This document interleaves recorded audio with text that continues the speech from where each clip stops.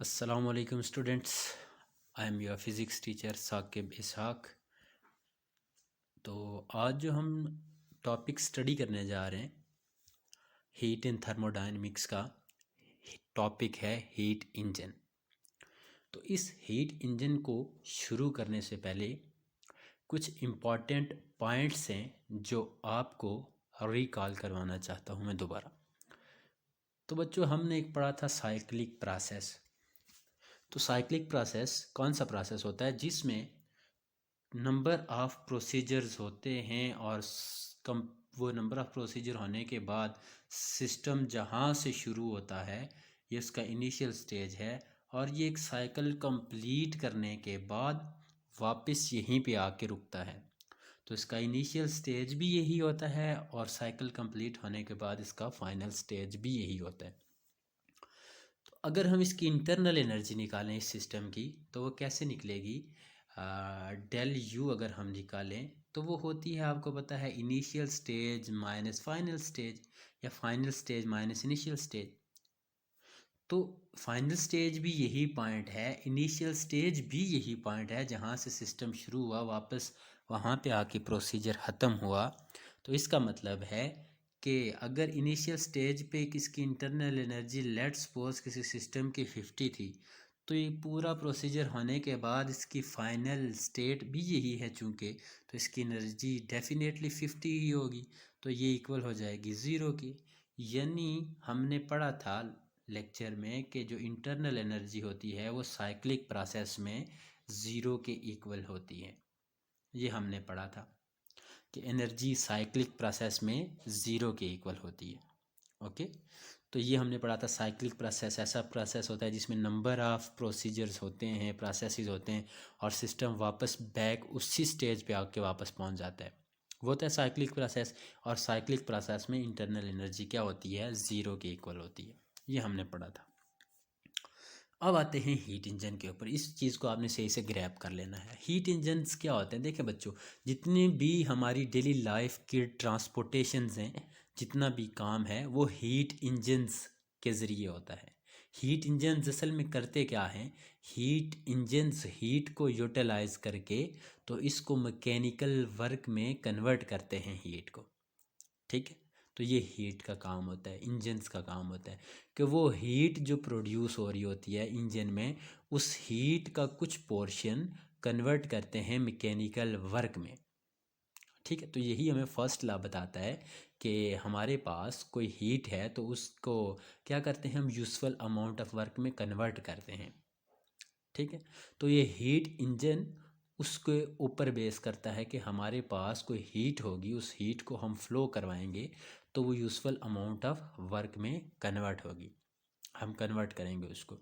तो इसके लिए आपको दो चीज़ें समझना ज़रूरी हैं। तो एक तो ये है कि हॉट रिजर्वायर, रिजर्वायर कहते हैं बहुत बड़े टैंक को जहाँ पे बहुत कुछ इकट्ठा किया जा सकता है, तो ये है हॉट रिजर्वायर। और ये है कोल्ड रिजर्वायर। इसकी एग्जांपल ऐसे ही है जैसे एक आपका हाथ गर्म हो, दूसरा आपका हाथ ठंडा हो।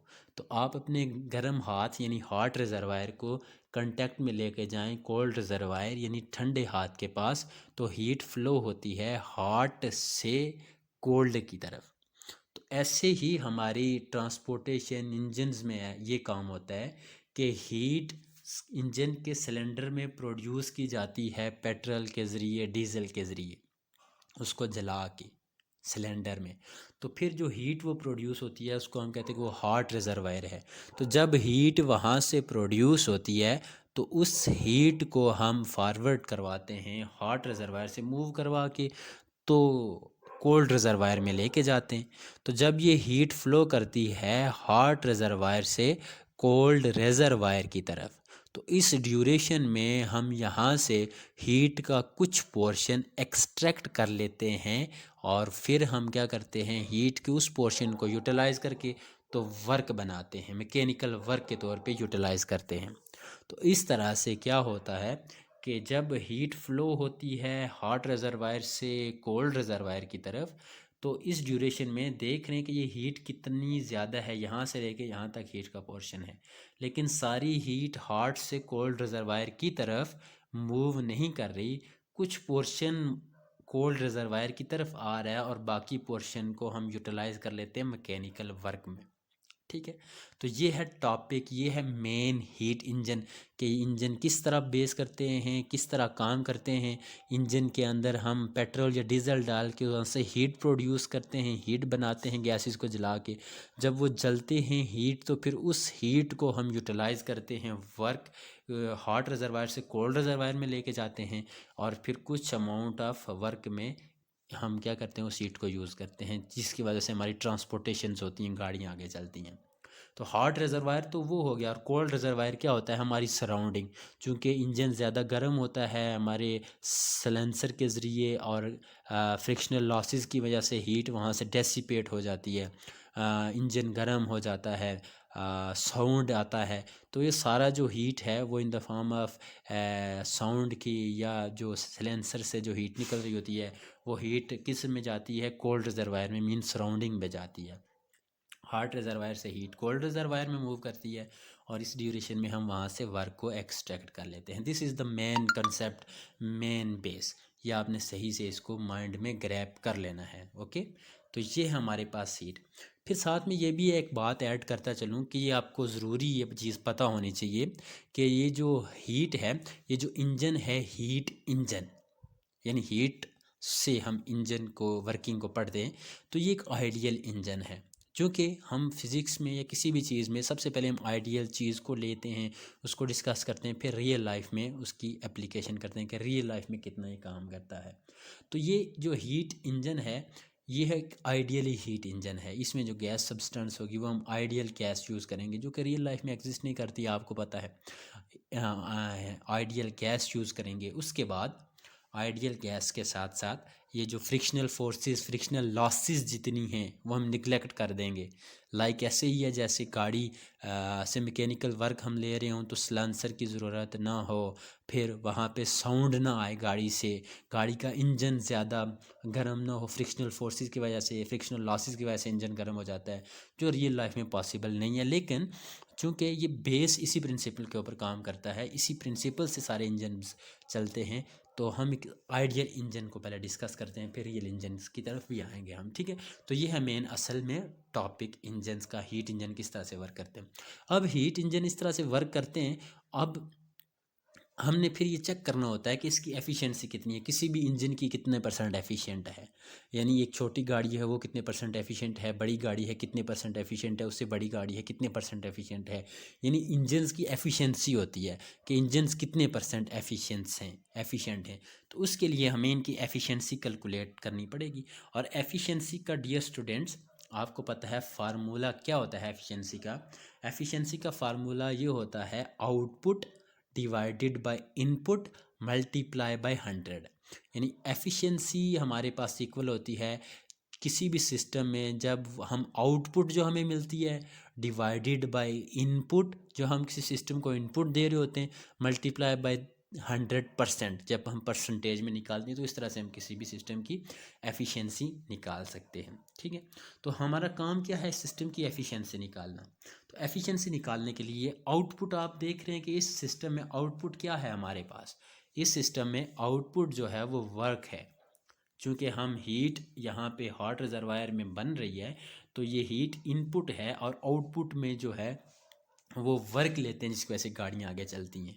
और कुछ जो एनर्जी है वो लॉस होती है, वो कोल्ड रिजर्वायर में जाती है। बहरहाल हमारे पास जो आउटपुट है दैट इज़ वर्क, और इनपुट ये जो है ये हीट है, जिसे QH से रिप्रेजेंट किया है यहाँ पे, यानी heat of hot body and heat of cold body.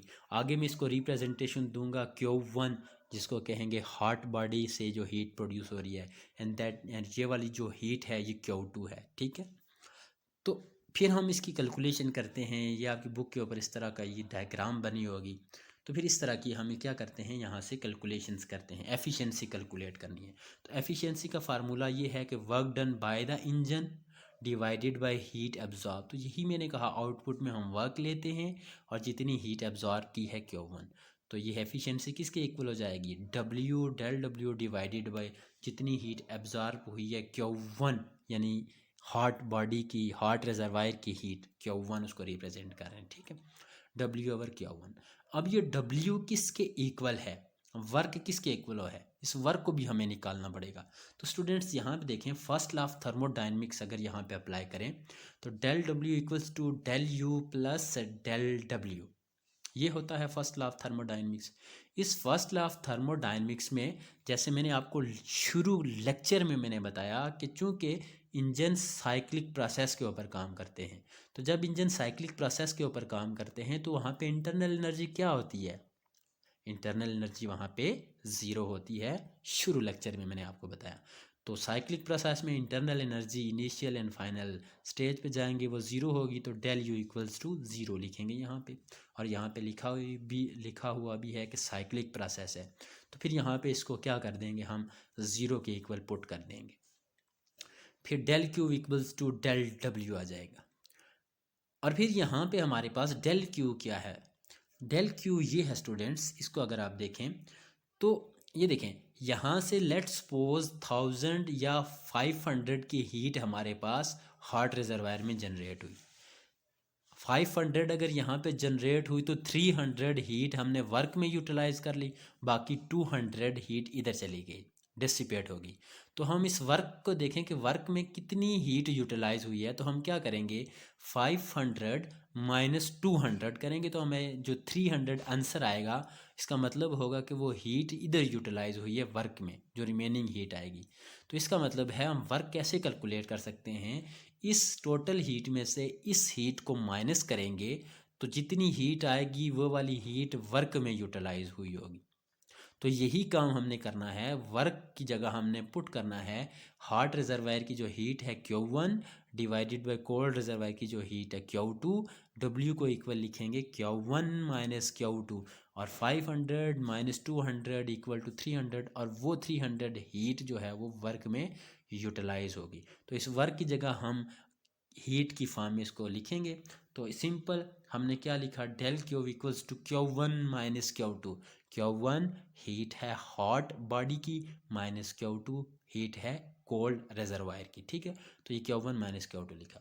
अब देखें, आप सारी इन्फॉर्मेशन आपके पास है, डेल W यहाँ पे पुट करें Q1 minus Q2 divided by Q1, उसी तरह तो पुट करते हैं। यहाँ पे नेक्स्ट पेज के ऊपर चलते हैं, n equals to del W divided by Q, del W की जगह Q1 minus Q2 divided by Q1, ये हमने सिंपल यहाँ पे पुट कर दिया। उसके बाद बच्चों ये एफिशिएंसी निकालनी है हमने, एफिशिएंसी ये ग्रीक लेटर है ईटा, इसको रिप्रेजेंट करते हैं। चैप्टर नंबर 1 में आप इसको स्टडी कर चुके हैं, चैप्टर नंबर 6 में भी आप ईटा को देख चुके हैं। Eta equals to Q1 minus Q2 divided by Q1। Q1 क्या है, वो हीट जो हॉट रिजर्वायर की है। अब इसको अलग अलग डिवाइड कर दें, तो इसको जब अलग अलग डिवाइड करेंगे तो क्या हो जाएगा, Q1 डिवाइडेड बाई Q1 फिर minus Q2 divided by Q1, यानी इसको अलग अलग डिवाइड करेंगे। Q1 से जो नीचे Q1 है, इस Q1 को आप अलग अलग Q1 के नीचे भी अलग से लिख देंगे, Q2 के नीचे भी अलग से लिख देंगे। तो सिंपल Q1 ओवर Q1 हो जाएगा, माइनस Q2 ओवर Q1। तो ये Q1 कैंसल आउट हो जाएगा, और आपके पास यहाँ पे क्या बचेगा, 1 minus Q2 divided by Q1। तो यही काम यहाँ पे भी हुआ है, 1 minus Q2 divided by Q1। Okay, तो अब हमने क्या करना है, परसेंटेज में एफिशिएंसी निकालनी है। तो एफिशिएंसी को अगर हम परसेंटेज में निकालेंगे तो क्या करेंगे स्टूडेंट्स, हमने क्या करना है, परसेंटेज में निकाल तो मल्टीप्लाई बाय सिंपल 100 कर दें, तो हम इसको परसेंटेज में एफिशिएंसी निकाल सकते हैं।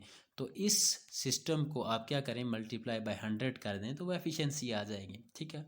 परसेंटेज में यहाँ पे मल्टीप्लाई बाय 100% कर दें तो ये आपके पास परसेंटेज में एफिशिएंसी आ जाएगी, ठीक है।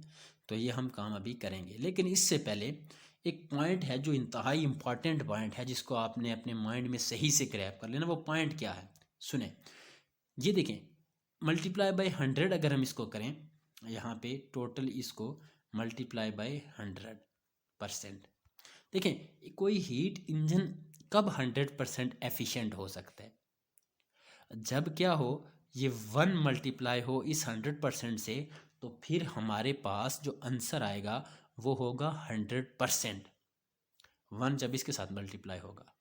तो इसका मतलब है कि ये वाला जो फैक्टर है, इस फैक्टर को किसी तरह हमने ज़ीरो करना है। तो ये फैक्टर कब ज़ीरो हो सकता है? देखें, अगर हम इस Q1 को ज़ीरो करें, जो हॉट रिजर्वायर की जो हीट है, डेफिनेटली वो तो ज़ीरो हो नहीं सकती, वहीं से हीट आ रही है तो वर्क बन रहा है। लेट्स सपोज अगर हम ज़ीरो कर भी देते हैं तो something upon zero is infinity, और इन्फिनिटी माइनस वन इन्फिनिटी, और इन्फिनिटी 100 से मल्टीप्लाई होगा, इन्फिनिटी आएगा। इसका मतलब है कि Q1 को हम ज़ीरो नहीं कर सकते। लेकिन हाँ, Q2 को ज़ीरो अगर करें, जब हम यहाँ पे Q2 को ज़ीरो पुट करेंगे तो ये ज़ीरो अपॉन समथिंग, ये ज़ीरो ही होता है। तो ये ज़ीरो हो जाएगा ये वाला फैक्टर कब? जब हम इस Q2 को ज़ीरो के इक्वल पुट करेंगे तो ये वाला सारा फैक्टर ज़ीरो के इक्वल हो जाएगा। फिर हम इस 1 को 100 के साथ मल्टीप्लाई करेंगे तो ये क्या हो जाएगा? 100%। यही काम यहाँ पे हुआ है। 1 माइनस Q2 को ज़ीरो किया हुआ है Q1, और 1 आया है, फिर 1 को 100 के साथ मल्टीप्लाई किया हुआ है तो 100% एफिशिएंसी आई हुई है। ओके, ये ईटा 100% एफिशिएंसी, यानी इंजन 100% एफिशिएंट है। ये कौन सा इंजन है? आइडियल इंजन हम कंसीडर कर रहे हैं। लेकिन आपको पता है कि ये आइडियल इंजन है, रियल इंजन ऐसा नहीं होता, उसमें 100% एफिशिएंसी हासिल नहीं कर सकते हम। अब क्वेश्चन ये है कि रियल इंजन की 100% एफिशिएंसी हम क्यों नहीं हासिल कर सकते? तो उसकी रीज़न बच्चों कुछ इस तरह से है। आप यहाँ पे देख सकते हैं, ये Q2 है, तो ये Q2 क्या है? वो वाली हीट है जो कोल्ड रिजर्वायर में जाती है। इसको हमने ज़ीरो किया, मतलब ज़ीरो का मतलब है हीट है तो टेम्परेचर 0 केल्विन के ऊपर ये ज़ीरो होगी हीट, 0 केल्विन के ऊपर।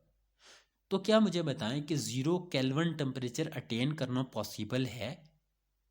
ये एब्सोल्यूट एब्सोल्यूट टेम्परेचर होता है, एब्सोल्यूट ज़ीरो। ये पॉसिबल करना, ये अटेन करना पॉसिबल नहीं है। 0 केल्विन, 0 डिग्री होता है 273 केल्विन के। I am not talking about degree centigrade, I am talking about 0 kelvin. तो 0 डिग्री सेंटीग्रेड 273 केल्विन के इक्वल होता है।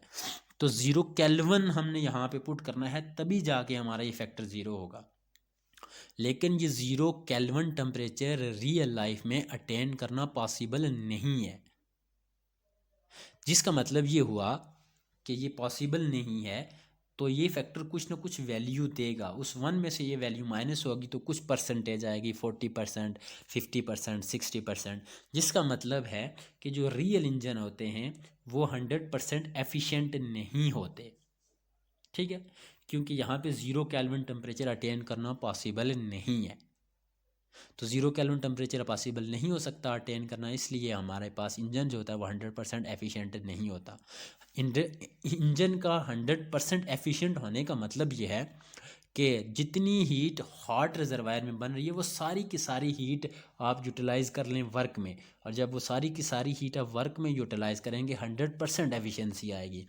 फिर जब वो सारी की सारी हीट आप वर्क में यूटिलाइज़ करेंगे, ना आपको गाड़ी का साउंड आएगा, ना गाड़ी का इंजन वार्म अप होगा, ना सिलेंसर की ज़रूरत होगी हीट वहाँ से डेसिपेट होने की।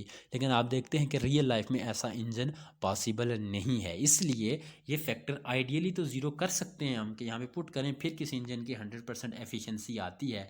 लेकिन ये 100 ये वाला Q2 हम ज़ीरो पुट नहीं कर सकते रियल लाइफ में, क्योंकि यहाँ पे absolute zero temperature, 0 kelvin temperature attain करना पॉसिबल नहीं है।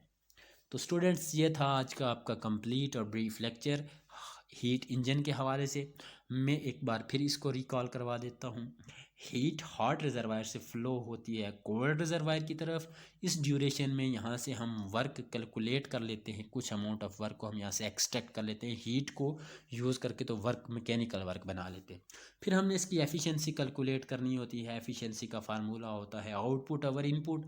आउटपुट में चूँकि हमारे पास यहाँ पे वर्क है, इनपुट में ये Q1 हीट है, तो ये हो जाएगी डेल Q ओवर Q1। तो इस डेल W को हम किस तरह निकाल सकते हैं? जितनी हीट हॉट रिजर्वायर से कोल्ड रिजर्वायर में मूव हुई उन दोनों को सब्ट्रैक्ट करके तो डेल W आ सकता है। तो फिर हमने ये सिंपल यहाँ पे पुट किया और इसकी कैलकुलेशन की, और ये एंड पे इंपॉर्टेंट पॉइंट डिस्कस किया कि हीट इंजन ये वाला 100% एफिशिएंट है, ये एफिशिएंट है, ये एक थ्योरेटिकल इंजन है, लेकिन रियल इंजन ऐसी पॉसिबल नहीं है कि उसकी एफिशिएंसी 100% आए। ओके। और उसके बाद आपकी इन्फॉर्मेशन के लिए बताता चलूँ कि जो पेट्रोल इंजन होता है ये हॉट रिजर्वायर से आने वाली सिर्फ 25% तक एनर्जी यूज़ करता है, मीन्स 25% तक एफिशिएंट होता है। ओके। और इस तरह ये जो मज़ीद ये जो डीजल इंजन है ये 35 to 40% तक किसी गाड़ी में अगर डीजल इंजन हो तो वो एफिशिएंट होता है। इसीलिए कहते हैं कि डीजल इंजन ज़्यादा पावरफुल होता है as compare to petrol engine, क्योंकि पेट्रोल इंजन 25% हीट को यूटिलाइज करके वर्क बनाता है सिर्फ, बाकी सारी हीट डिसिपेट हो जाती है। और डीजल इंजन में 35 to 40%। और आप किसी भी इंजन की एफिशिएंसी को बढ़ाना चाहते हैं तो इसका मतलब है इस Q2 फैक्टर को, यानी टेम्परेचर कम से कम रखेंगे कोल्ड रिजर्वायर का। मतलब ये है कि आप देखते हैं कि गाड़ी में जब हम पानी डालते हैं तो इसी वजह से डालते हैं कि उसका टेम्परेचर कम से कम रहे ताकि हमारे पास इंजन की एफिशिएंसी ज़्यादा हो। तो that's all for today students, I hope आपको समझ आ गया होगा। मिलते हैं नेक्स्ट लेक्चर में, अपना ख्याल रखें, अल्लाह हाफ़िज़।